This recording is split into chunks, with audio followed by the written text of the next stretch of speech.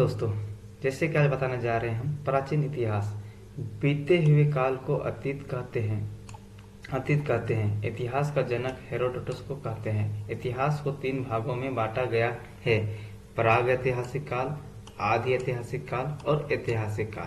प्रागैतिहासिक काल प्रागैतिहासिक काल को उस कालखंड को कहते हैं जिसमें न कि लिखित स्रोत मिला है न कोई साक्ष्य मिला है। आदि ऐतिहासिक काल, इस कालखंड में लिखित स्रोत तो मिले हैं पर पढ़ा नहीं गया है।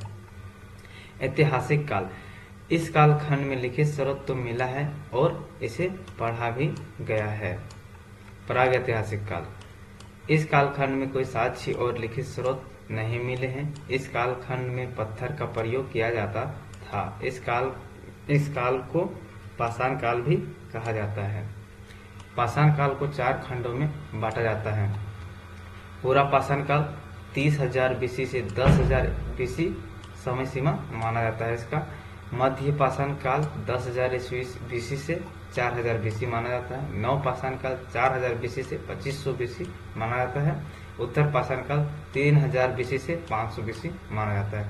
पूरा पाषाण काल, इस काल में मानव पूरी तरह से खाना बदोश था, जो कि आखेट करके अपना भरण पोषण करता था। यह काल सबसे पुराना काल था। इसी काल में आग की खोज की गई थी।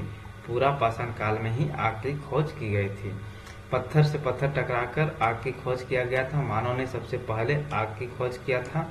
मध्य पाषाण काल, इस काल में सबसे छोटा काल था। इस समय मानव का हथियार सबसे छोटे छोटे हुआ करते थे। इस काल में सबसे महत्वपूर्ण अंत्येष्टि कार्यक्रम था। अंतिम संस्कार का प्रयोग किया। जब भी कोई आदमी का मृत्यु हो जाता था तो उसका अंतिम संस्कार किया जाता था। नव पाषाण काल, इस काल में मानव ने खेती करना शुरू कर दिया था और अपना आवास भी बना लिया था। अस्थायी आवास बनाने के साथ साथ पशु को भी पालन शुरू कर दिया था। सबसे पहले पशु का पालन शुरू किया था कुत्ता, और इस काल में सबसे पहले फिर पहियों का भी खोज किया गया था। अनाज को रखने के लिए अन्नागार भी बनाया गया था और पहली खेती जौ और गेहूं का किया गया था।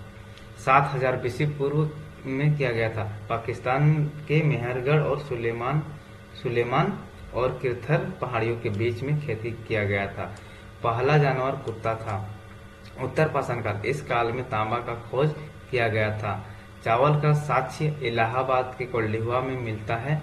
मानव ने पाषाण काल में चित्रकला सीख गया था। आदि ऐतिहासिक काल, इस काल का जानकारी दिया था चार्ल्स मैनसन ने। इसका सर्वेक्षण किया था जेम्स कनिंघम ने। इसका नामकरण किया था जॉन मार्शल ने। इसका खुदाई किया था दयाराम साहनी ने। इस काल में सिंधु सभ्यता और वैदिक संस्कृति का विकास हुआ था।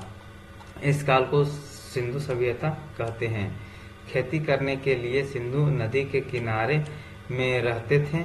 सुविधा के लिए रहते थे। खेती होता था, इसीलिए नदी से पानी का यूज किया जाता था। सिंधु सभ्यता को लोग यूज करते थे। इस काल को शहरी सभ्यता भी कहते हैं। सिंधु सभ्यता के लोग लिखना तो जानते थे, लेकिन कोई उसे पढ़ नहीं सका था। सिंधु सभ्यता 13 लाख वर्ग किलोमीटर में फैला हुआ है। 250 से 300 शहर की खोज किया गया है और यह सब शहरी सिंधु नदी के किनारे स्थित है। और यह शहर सब सिंधु नदी के किनारे स्थित है। सिंधु सभ्यता त्रिभुजाकार है। सबसे उत्तरी शहर कश्मीर में पाया गया है। सबसे पश्चिमी शहर पाकिस्तान में पाया गया है। सबसे पूर्वी शहर उत्तर प्रदेश में पाया गया है। सबसे दक्षिणी शहर महाराष्ट्र में पाया गया है। सिंधु सभ्यता की पहली खुदाई दयाराम साहनी ने किया था और सिंधु सभ्यता की नेम हो गया है, जो कि नाम होना चाहिए। नामकरण जॉन मार्शल ने किया था।